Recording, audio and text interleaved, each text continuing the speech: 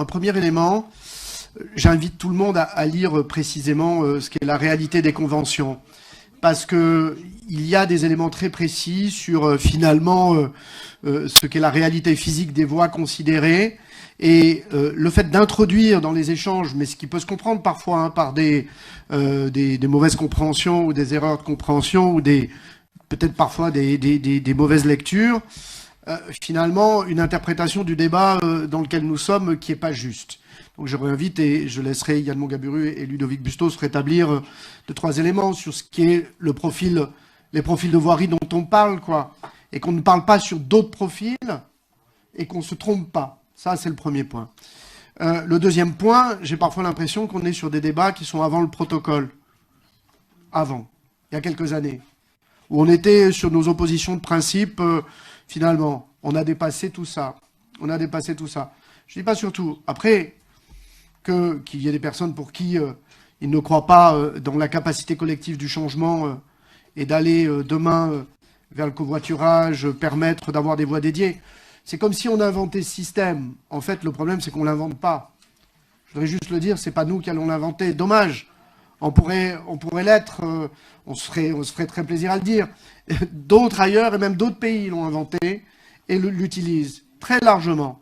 Et les voies dédiées permettent justement de désengorger très largement, dès lors qu'il y a un contrôle, comme l'a dit Michel Savin tout à l'heure, et il a raison. Donc cette question des voies dédiées, aujourd'hui c'est une décision ministérielle. Ça veut dire qu'en tout cas l'administration centrale l'administration centrale des routes dans ce pays, on sait quand même que c'est une sacrée institution. Et si globalement elle en est aujourd'hui à penser que c'est une des solutions pour permettre la fluidité demain dans les métropoles, c'est que globalement, nos ingénieurs qui sont dans ces grandes directions dont on connaît leur profil très routier, pour ne pas dire très autoroutier, parfois, montrent à quel point finalement ces éléments du changement peuvent apparaître. Après, il peut y avoir des personnes qui ont des doutes, et en tout cas pour qui cette mécanique du changement n'est pas si évidente. Vous savez, avant Blablacar, Blablacar n'existait pas, hein. Oui.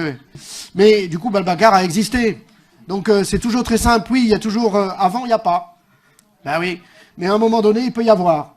Et les signaux faibles qu'il y a aujourd'hui, notamment sur ces sujets-là, intéressent beaucoup les artisans. Énormément les artisans. Énormément les artisans. Ce sujet de la voie dédiée, covoiturage. Parce qu'encore une fois, ils ont besoin d'aller vite sur les chantiers le matin, dans notre agglomération.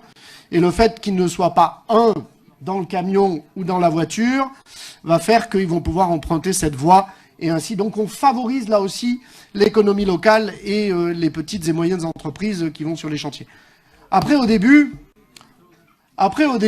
moi, j'ai cru qu'il y avait un problème relation entre le département, la métropole et autres. Non, il n'y en a pas. Il n'y en a pas. Je le dis très clairement et je ne veux pas épiloguer 3 heures là-dessus. On a voté d'autres conventions hein, qui sont liées à 480. On a voté d'autres conventions dans lesquelles on n'a pas appelé le département ni à financer. Comme vous le dites, Jean-Claude Perrin, non. Nous ne vous avons pas appelé pour financer l'ensemble des échangeurs dans lesquels la métropole finance, notamment, ni les passerelles, on ne vous a pas demandé. Mais en même temps, c'est normal, c'est logique, c'est pas un reproche que je fais. C'est une juste réalité.